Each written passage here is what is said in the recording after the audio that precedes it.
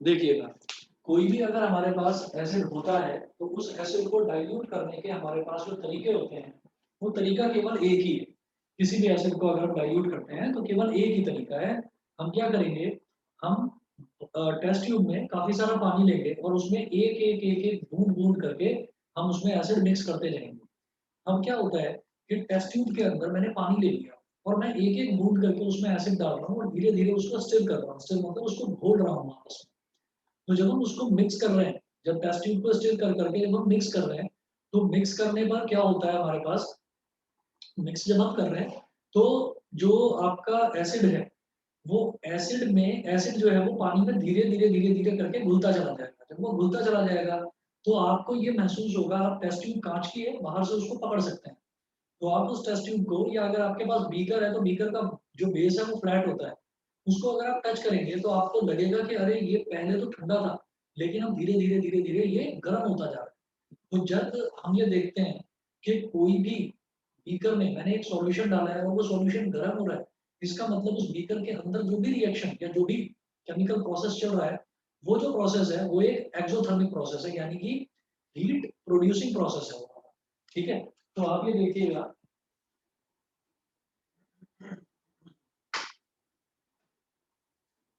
ये आप नोट करेंगे, मैं 4 पॉइंट्स लिखवाऊंगा इसमें।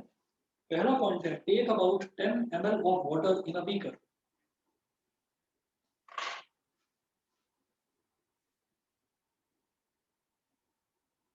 इसका जो आंसर है, first step, take about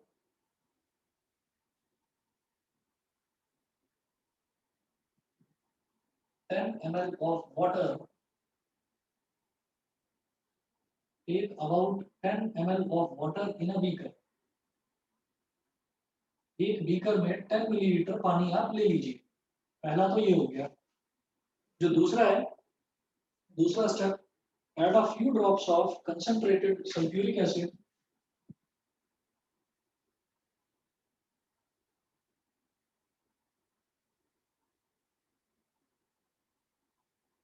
add a few drops of concentrated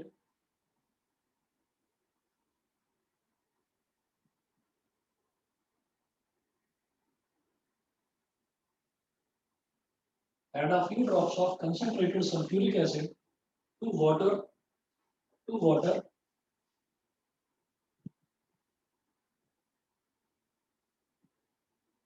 and swirled, add a few drops of concentrated sulfuric acid to water and swirled the beaker slowly, and swirled the beaker slowly.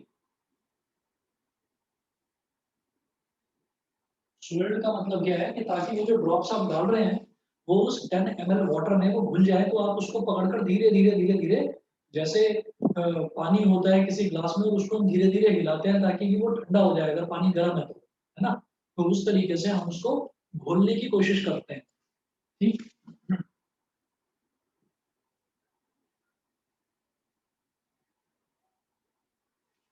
अच्छा, third step,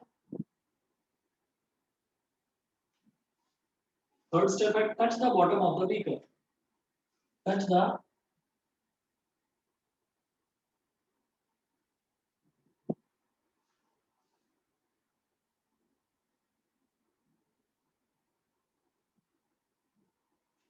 touch the bottom of the beaker, ये third step हो गया।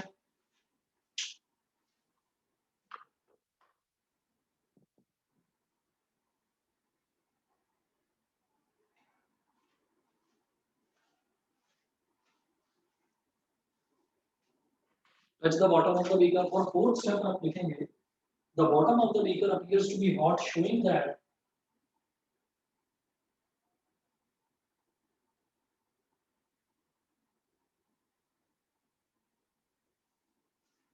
the bottom of the beaker,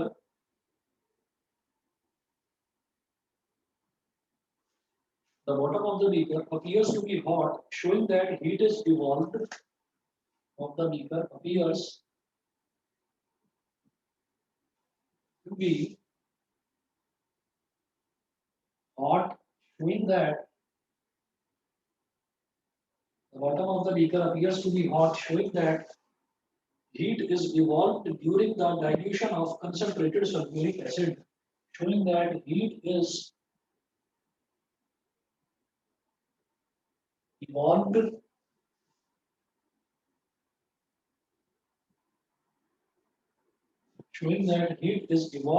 during the dilution of concentrated sulfuric acid during the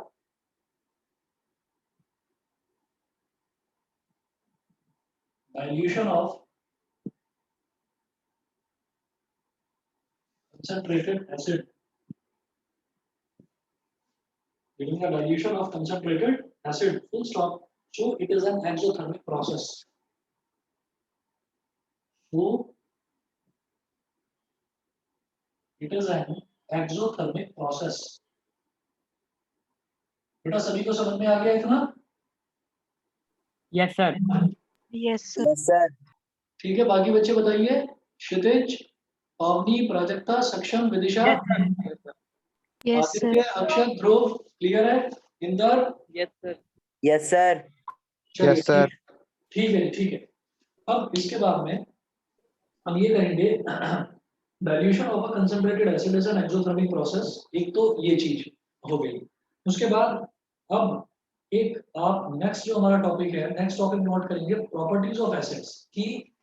acid जो है, acid की basic definition तो हमने देख ली थी कि वो सोर होते हैं टेस्ट में, लेकिन उसके अलावा हम क्या, किस तरीके से एसिड्स की बाकी प्रॉपर्टीज भी क्या क्या हो सकती हैं, वो हम कैसे स्टडी करेंगे। तो अगला आप टॉपिक नोट करें, properties of acids.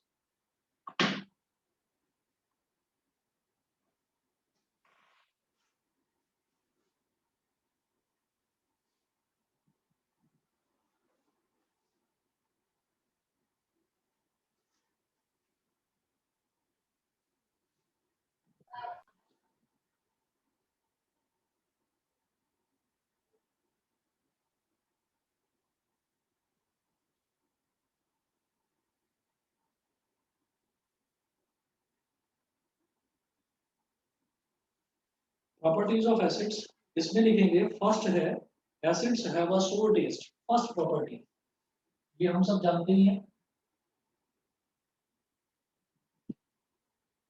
Acids have a सोर टेस्ट। एक प्रॉपर्टी तो ये हो गई कि एसिड्स जो है उनका जो टेस्ट है वो खट्टा होता है। सेकंड है acids turn blue litmus to red. Acids turn blue litmus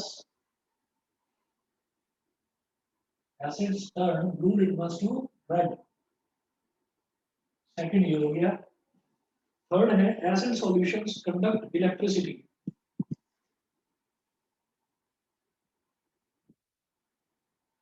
acid solutions conduct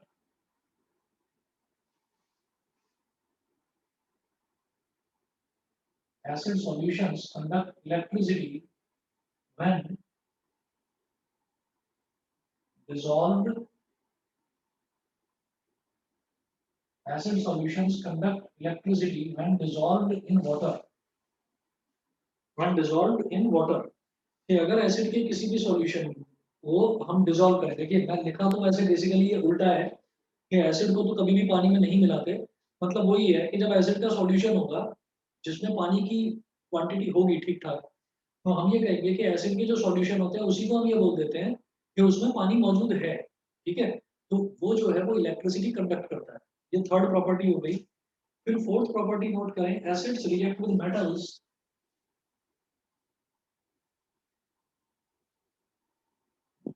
acids react with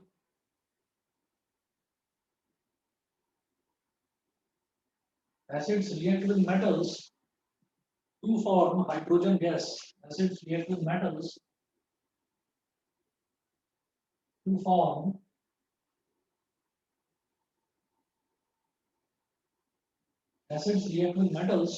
hydrogen gas. ठीक है, तो इसको एक रिएक्शन की फॉर्म में लिखें तो इस तरह से लिखेंगे, मेटल प्लस एसिड, मेटल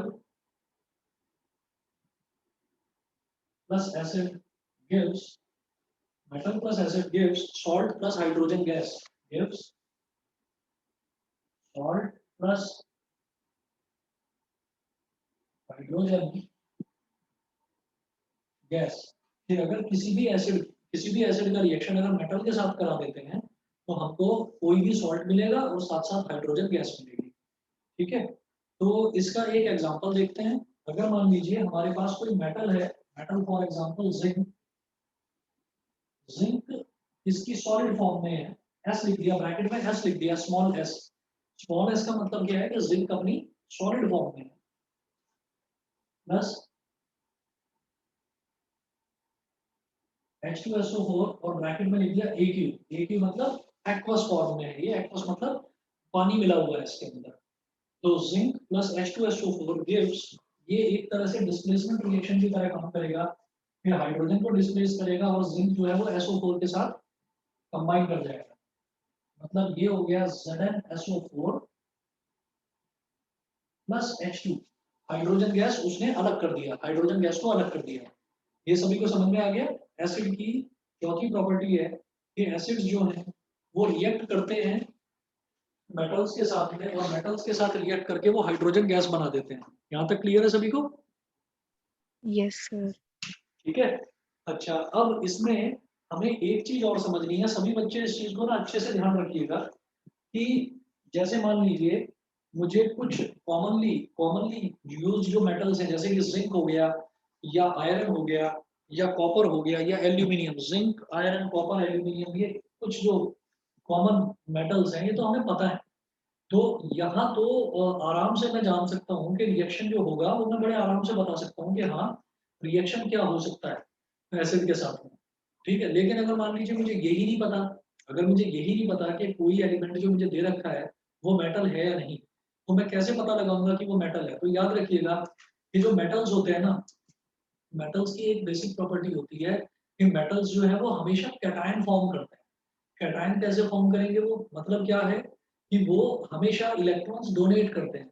जैसे हमें कुछ कुछ जो एलिमेंट्स हैं, अगर आप लोगों को याद नहीं है वैलेंसीज तो बता दीजिएगा मेरे को, मैं वो भी आपको बता दूंगा।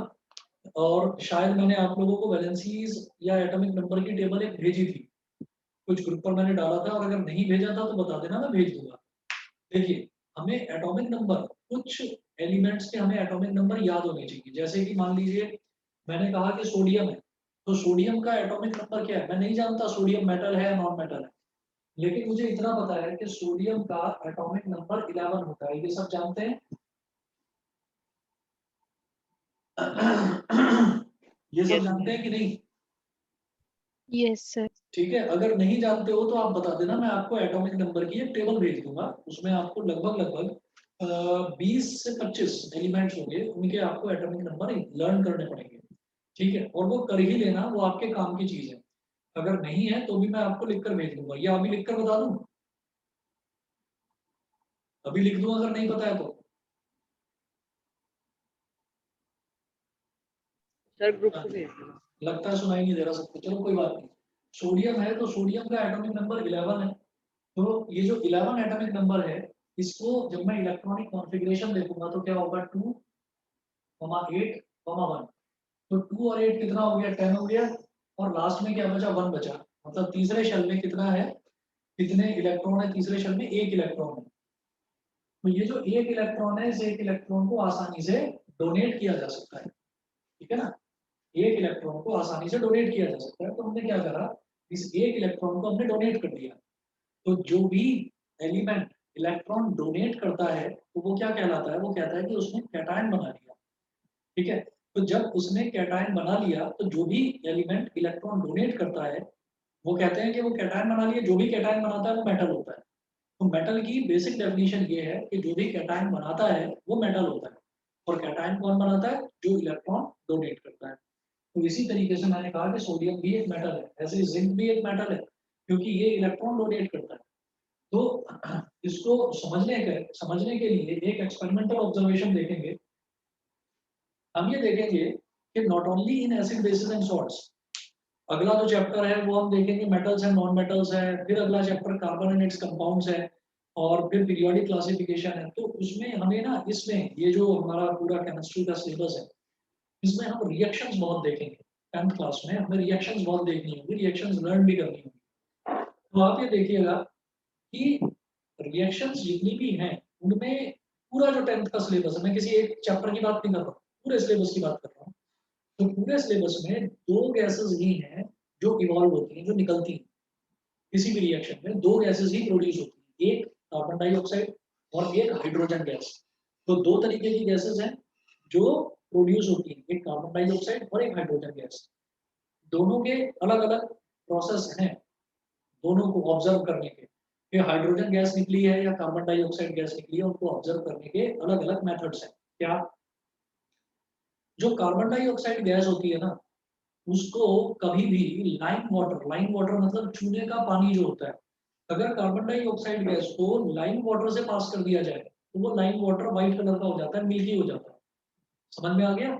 अगर कार्बन डाइऑक्साइड को लाइम वाटर से पास कर दिया जाए, तो लाइम वाटर टर्न्स मिल्की। ये समझ में आ गया? Yes, अरे सुन रहे हो या नहीं भाई? कहाँ हो सारे के सारे?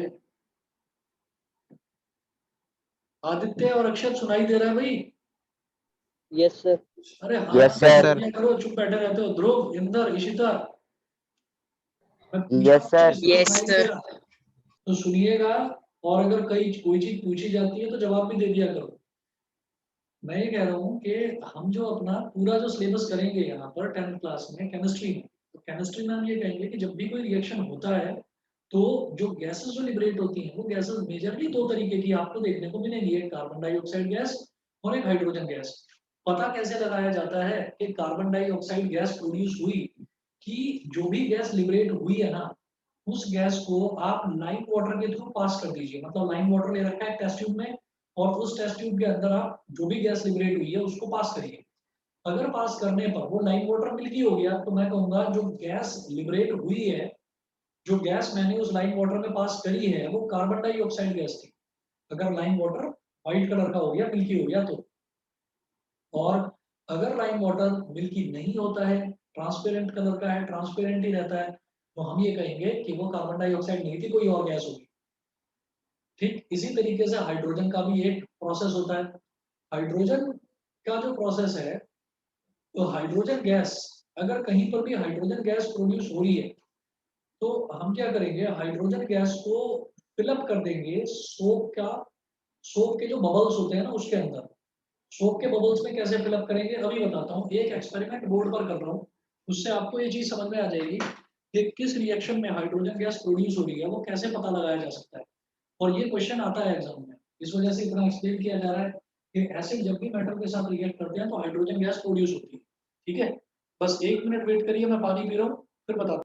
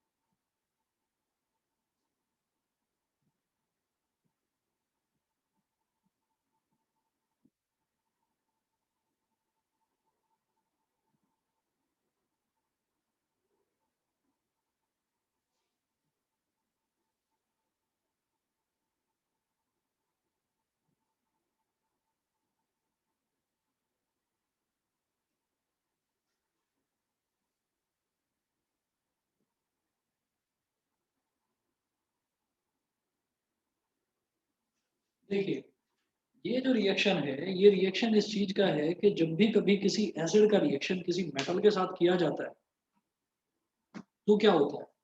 आप ये देखिएगा कि हमारे पास कोई भी एसिड है, जैसे मान लीजिए मैं इस केस में बात कर रहा हूँ, डाइल्यूट सल्फ्यूरिक एसिड की बात कर रहा हूँ। डाइल्यूट सल्फ्यूरिक एसिड मतलब H2SO4, तो हम H2SO4 की बात कर रहे हैं। तो H2SO4 हमने एक टेस्ट ट्यूब में एसिड दे लिया, डाइल्यूट सल्फ्यूरिक एसिड। उसके अंदर मैंने क्या करा, जिंक के ग्रेन्यूल्स डाल दिए। ग्रेन्यूल्स का मतलब क्या है कि सॉलिड जिंक के छोटे-छोटे मैंने उसके अंदर टुकड़े डाल दिए।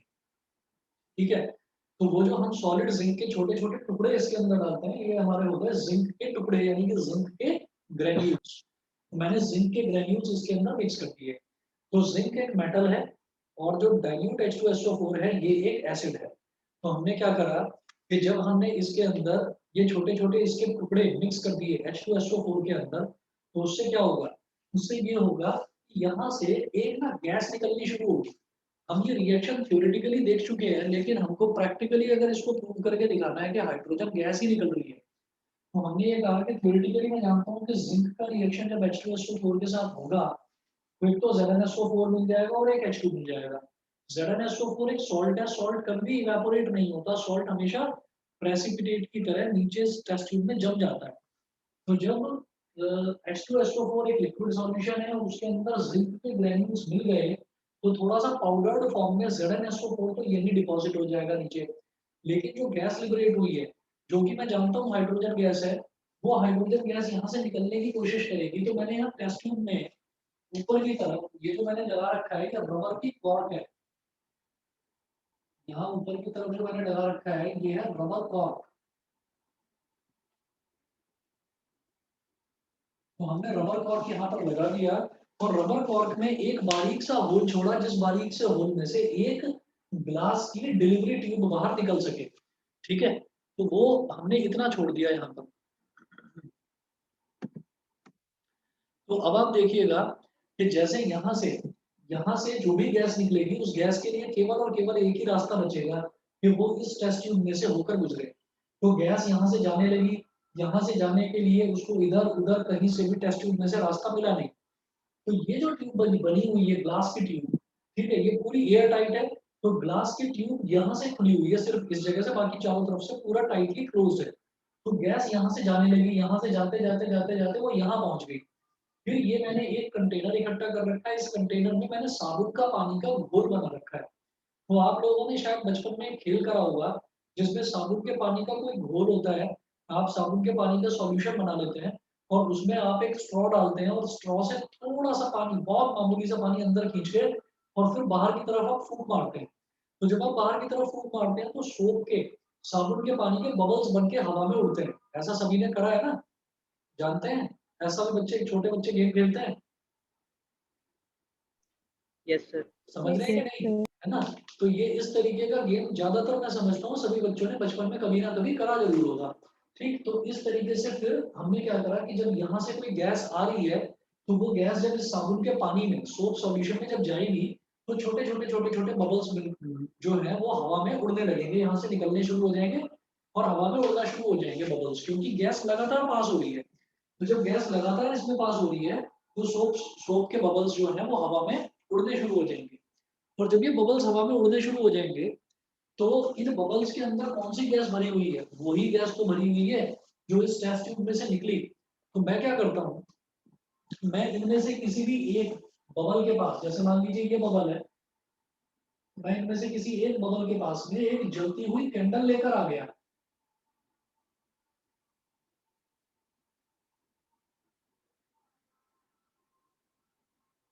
Burning candle. हम एक बर्निंग कैंडल लेकर आ गए, तो बर्निंग कैंडल यानी कि फायर की फ्लेम, आग की लपट है उसके अंदर, क्योंकि बर्निंग फ्लेम है, बर्निंग कैंडल है। तो ये इस तरीके से ऐसे करके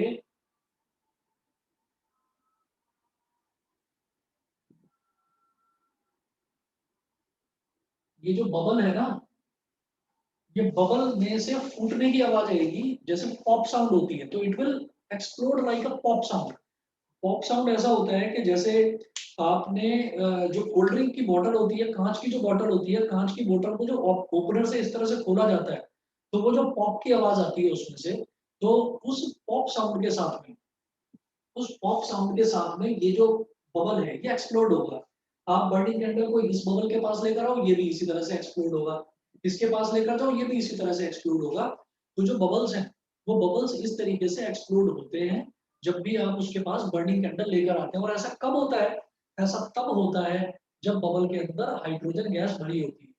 तो ये जैसे मैंने कार्बन डाइऑक्साइड गैस की एक प्रॉपर्टी बताई कि कार्बन डाइऑक्साइड गैस को अगर आप लाइम वाटर होता है कैल्शियम हाइड्रोक्साइड, जिसको आप स्लेट लाइम भी बोलते हैं। तो जब आप कैल्शियम हाइड्रोक्साइड में आप कार्बन डाइऑक्साइड गैस पास करते हैं, तो कार्बन डाइऑक्साइड गैस उस कैल्शियम हाइड्रोक्साइड को व्हाइट कलर का यानी कि मिल्की बना देता है। तो वो कार्बन डाइऑक्साइड गैस की प्रॉपर्टी है। ये हाइड्रोजन गैस की प्रॉपर्टी है कि अगर हाइड्रोजन गैस के आप सोप बबल्स बनाए, तो hydrogen gas Burns with a pop sound. तो यहाँ पर हम ये कहेंगे कि since the soap bubbles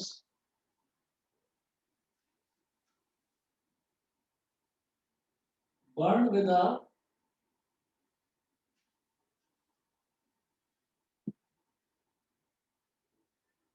since the soap bubbles burned with a pop sound, so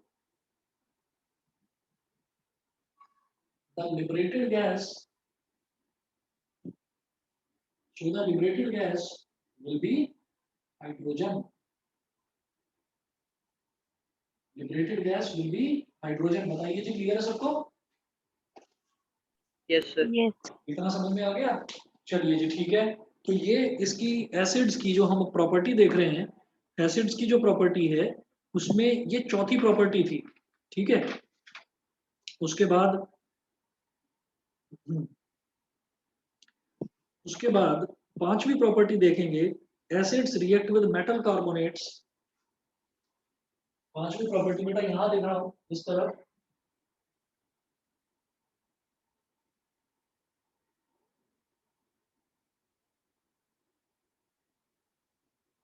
acids react with metal carbonates and metal hydrogen carbonates.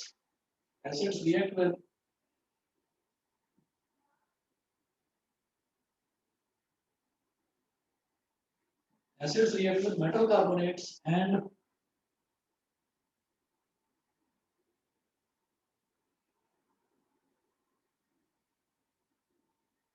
metal hydrogen carbonates. Acids react with metal carbonates and metal hydrogen carbonates to form carbon dioxide gas. To form carbon dioxide gas.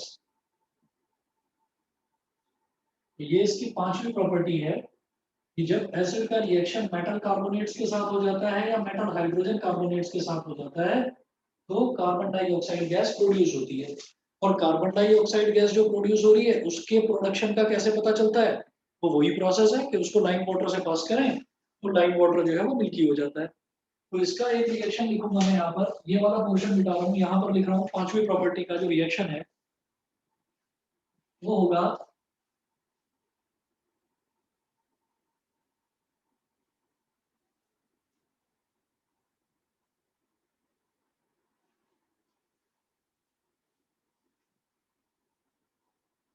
अच्छा, कल जैसा Saturday है तो आप सभी बच्चों की school की छुट्टी होगी क्या? Yes. कोई बच्चा ऐसा है जिसका कल स्कूल हो? सर कल छुट्टी नहीं है सर, सैटरडे को स्कूल होता है। छुट्टी है? सर नहीं है, स्कूल नहीं होता है तो स्कूल होगा कल? है। हाँ यस सर। अच्छा, क्या टाइमिंग है? सर 8:30 से लेके 1। 8:30 से लेकर 1 तक। अच्छा, और सुन किस सर, बच्चे का भी स्कूल है? हाँ, सेक्शन बताओ। सर बार बार पता नहीं क्यों एरर रिकॉर्ड करके बार बार मीटिंग अपने आप लीव हो रही है। पता नहीं, हो सकता है कुछ नेटवर्क का प्रॉब्लम हो। 3 बार हो गया सर। पता नहीं क्या कह सकता हूँ मैं। बाकी बच्चे बताइए, योग, विदिशा, प्राजक्ता, पावनी, न्यासा, यस ये सर। बताइए कि कल की छुट्टी है सभी की स्कूल की? Yes, yes sir sir. छुट्टी है। Bro, yes sir. Garima, Ishita, सभी की छुट्टी है ना कल स्कूल की? Yes sir. Yes, sir. तो एक काम करते हैं, जैसे क्षितिज का स्कूल 1 बजे तक का है, तो कल 2 बजे रख लें क्या क्लास? थोड़ा जल्दी फ्री हो जाएंगे। Yes sir. Yes, sir. Yes, sir. Yes, sir. ठीक है, कल 2 बजे रखते हैं फिर कल की क्लास। ठीक, Yes, sir. इसको आगे कंटिन्यू करते हैं। और सेक्शन देखो, अगर मीटिंग लीव हो जाए तो क्या बताऊं मैं, मतलब इसमें वीडियो देख लेना, और क्या कह सकता हूँ ओके सर। कि कुछ हो सकता है इशू आ रहा हो। अच्छा, मेरे यहाँ अपलोड करने में मुझे प्रॉब्लम आ रही है कुछ दिनों से, बहुत स्लो अपलोडिंग चल रही है इधर। शायद इंटरनेट की कुछ प्रॉब्लम है या जो भी है, अपलोडिंग स्लो चल रही है काफी। तो इस वजह से पिछले 4-5 दिन की मैं क्लासेस आपको भेज नहीं पाया। आज मैं रात में बैठूंगा, चाहे कितना भी टाइम हो जाए, तो पहले ही बता रहा हूँ कि हो सकता है कि रात में 1 या 2 बजे तक आपके पास वो पहुंचे वीडियोस। तो कभी आप लोग परेशान हो, और अगर इतना ज्यादा लेट हो गया तो मैं इतना ज्यादा लेट ना भेजकर मैं बिल्कुल सुबह सुबह भेज दूंगा 6 या 7 बजे। ठीक है, तो पिछले 4-5 ओके दिन सर। की जो भी क्लासेस हैं, अगर किसी की मिस भी हुई है तो वो देख सकता है। तो वो अपलोड में प्रॉब्लम हो रही है, इस वजह से मैं भेज नहीं पा रहा हूँ। आपको लग रहा होगा कि कई दिनों से वीडियो भेजी नहीं है। For acids react with metal carbonates and metal hydrogen carbonates to form carbon dioxide gas। अब इसमें हम ये कहते हैं कि मेटल कार्बोनेट क्या है। मेटल तो ये हो गया कि दुनिया का कोई भी एलिमेंट जो, इसमें सर, हाँ जी बताइए। सर वो एक्सप्लोजन वाला एक बार ऊपर का बता देंगे, हाँ, कल कभी एक्सप्लोजन मीटिंग वाला लीव बता हो देता जाती है। हूँ। क्या होता है कि हाइड्रोजन गैस की ये प्रॉपर्टी होती है कि hydrogen gas Burns with a pop sound.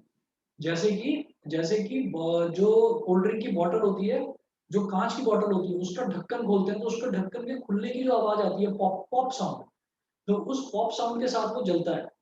कैसे?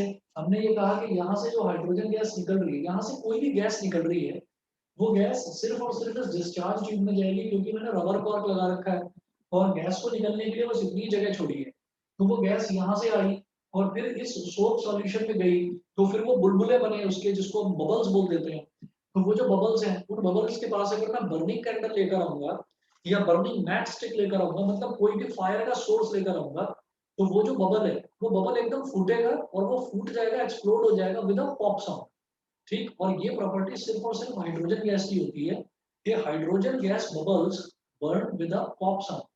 That's why we say that कि whenever a solid whenever a metal यानी कि zinc reacts with any type of acid, it produces hydrogen gas, क्योंकि हाइड्रोजन गैस में pop sound की आवाज आती है। तो इसका मतलब जो गैस यहाँ से लिबरेट हुई वो हाइड्रोजन गैस ही थी। समझ में आ गया? Yes sir. चलिए, अब अगला देखते हैं, मेटल कार्बोनेट। तो मेटल वो हैं जितने भी एलिमेंट्स हैं, जो एलिमेंट्स कैटायन बनाते हैं। कैटायन मतलब जो इलेक्ट्रॉन्स को डोनेट करते हैं, उनको हम बोल देते हैं मेटल्स।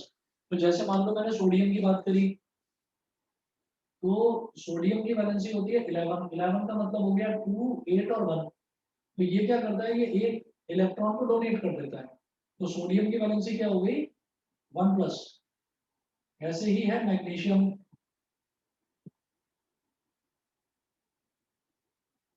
मैग्नीशियम का एटॉमिक नंबर होता है 12।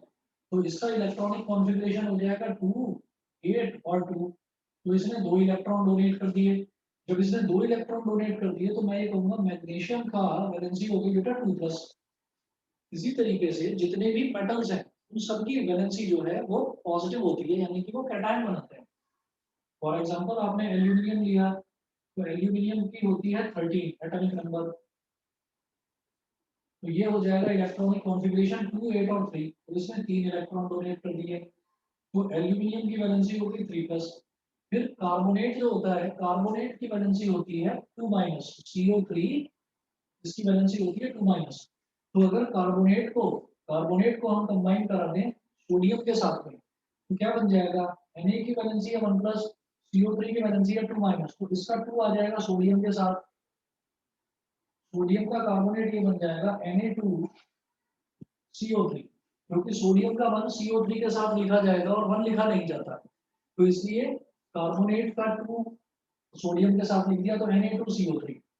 फिर मैग्नीशियम देखिए, मैग्नीशियम का क्या है, मैग्नीशियम की वैलेंसी भी 2 है और कार्बोनेट की वैलेंसी भी 2 है। तो आपने कार्बोनेट का 2 लिख दिया मैग्नीशियम के साथ, और मैग्नीशियम का 2 लिख दिया कार्बोनेट के साथ। 2 से 2 कट गया, तो इसको हम बोलते हैं MgCO3। This is called magnesium carbonate. फिर मैं बात करूंगा एल्यूमिनियम की। तो एल्यूमिनियम जो है, अब ये तीनों मैंने सोडियम, मैग्नीशियम और एल्यूमिनियम ही क्यों लिए, क्योंकि ये कैटायन बना रहे हैं। तो मैंने एग्जांपल के तौर पर, हाँ सक्षम कुछ बोल रहे हो? यस सर, आप लोगों ने जो Na है, Na हाँ प्लस वन प्लस है, और जो CO3 2 माइनस है, हाँ हाँ, इन दोनों को अगर मिलाएंगे तो जो इनके जो साइंस होते हैं, मतलब 2 माइनस 1 प्लस, ये एक्सचेंज हो जाके नीचे आ जाते हैं क्या? नहीं साइन का कुछ लेना देना नहीं है।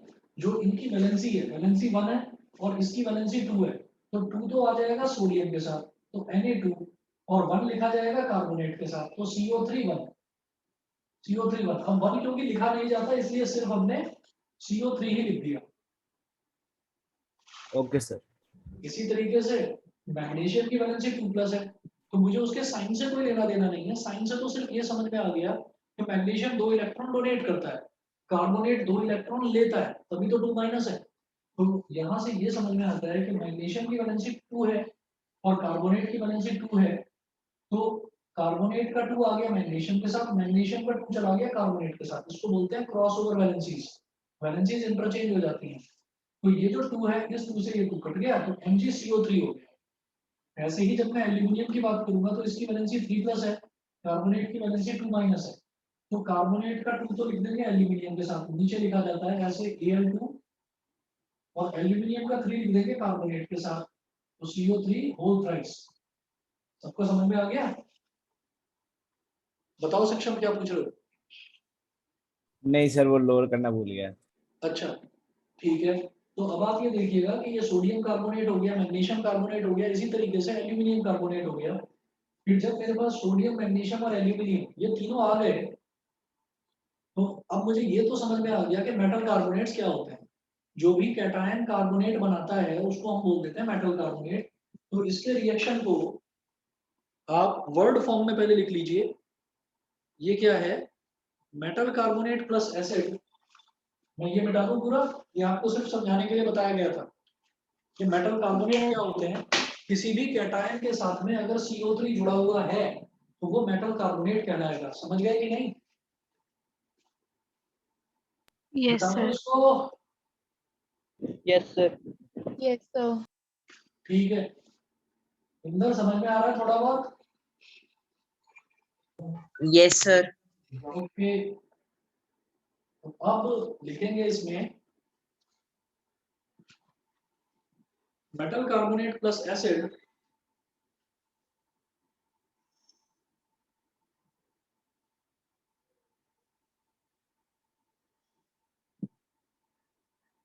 metal carbonate plus acid metal carbonate plus acid gives salt plus carbon dioxide plus water। यहाँ बनता है salt plus carbon dioxide plus water। दूसरा, अगर मेटल हाइड्रोजन कार्बोनेट भी हो, अब वो हाइड्रोजन कार्बोनेट कैसा होता है वो आपको बताऊंगा मैं अगली क्लास में। Metal hydrogen carbonate